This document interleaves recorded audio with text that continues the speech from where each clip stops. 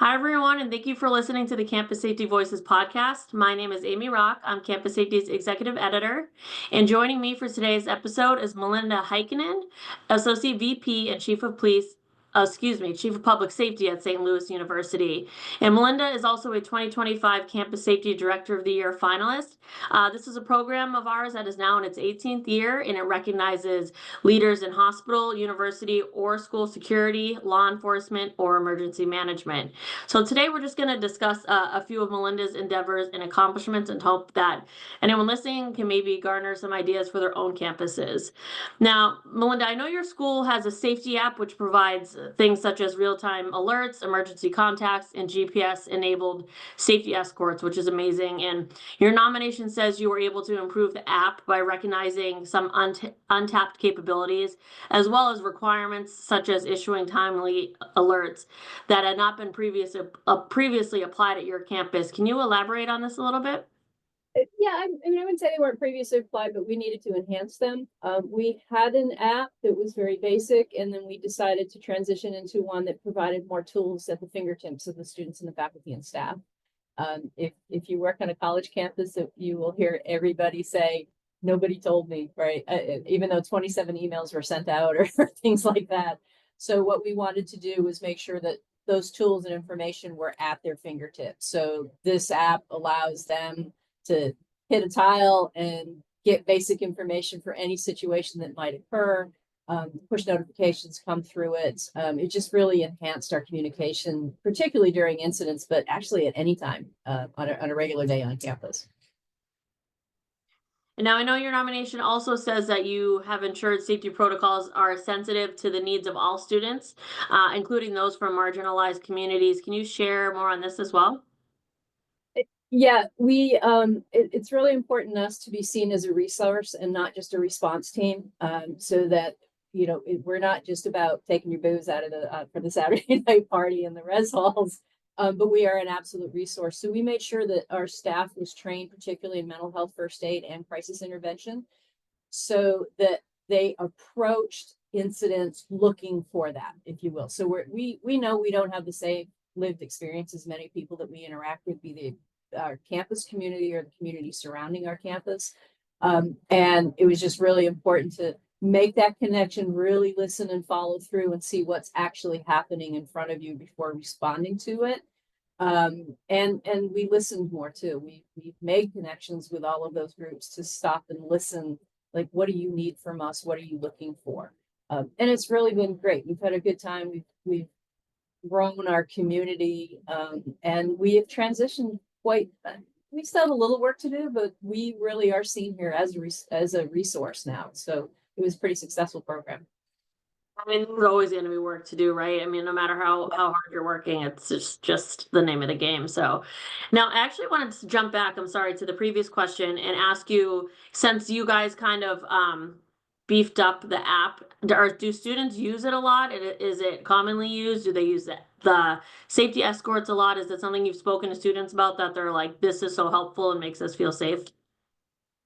Yeah, so unfortunately, there's a tradition where you put something out there, you'll hear nothing, right? But if you take it back, they're yelling, and that's almost the better indicator, which we have not taken it back. But no, we've presented it. We have a couple of advisory committees that we work with, so we've kind of beta tested it too, and we've asked them for information because we knew generally we weren't going to get a big influx of data back.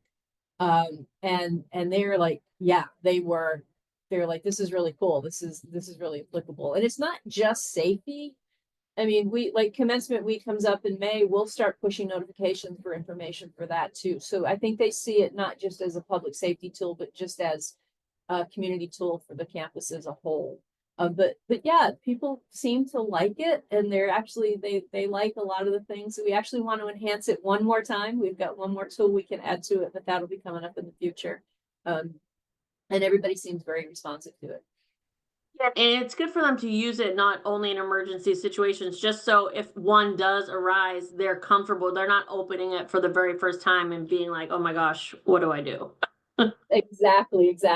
And we teach a variety of classes. We teach Run, Hide, Fight. We teach a variety of classes around. We always bring it up, and it's on our phones. So we're like actually showing them how to to do that for faculty and staff who might, they may have downloaded it, but that's the last time that they saw it. So it is helpful, and you do see people in the class, they're back there playing with it. So it's kind of nice. It's a fun tool. Sure. And now I know that in your submission, it also says that your department has the lowest attrition rate it has had in years, despite a staff that is, constantly shifting with competition coming from both local law enforcement, particularly the St. Louis Metro Police, and also the private sector. Do you have any methods or recommendations you've followed or improvements that you've made that you think have attributed to this? Well, I think there's been two things. One was we really worked to become more, as I said before, a response team for the community. So the community sees us as more part of. We're not sitting on the outside waiting for something to go wrong. We're an active component of the SLU community. But the other piece was creating a culture where the officers felt valued. That was huge in listening to their needs. We've made some adjustments. My first week here, I allowed the men to grow beards. Boy, that was some social capital. So that seems silly, but it's little things like that that speaks to them and that we care about them as human beings too. And that has made a big difference. We've enhanced our training tremendously. We hired in a training manager, and we've allowed them to grow their careers.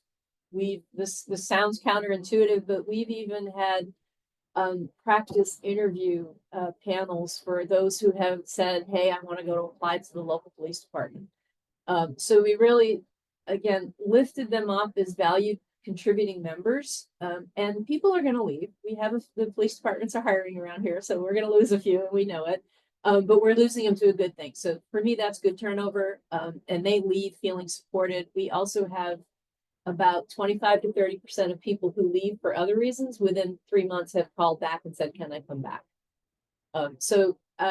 Again, creating that professional space where they know the work that they do is important. And I think that was the biggest component of us reducing our turnover. Yeah, it makes sense in the long run, obviously, to support them even if they're interviewing for another job, because it's your reputation, right? They're coming from your campus, and you want to have good rapport with the St. Louis Metro Police so that you guys can work together when you need to, and so it makes total sense. We currently have SLMPD officers responding to assist us or to pick up someone, and they are people who have worked for us before. So that knowledge that they already have of the campus and how we function as a department is it's so helpful to our relationship with them. And we do have a really good relationship with the police department, right up to the chief. He and I talk all the time. So it has worked out really well.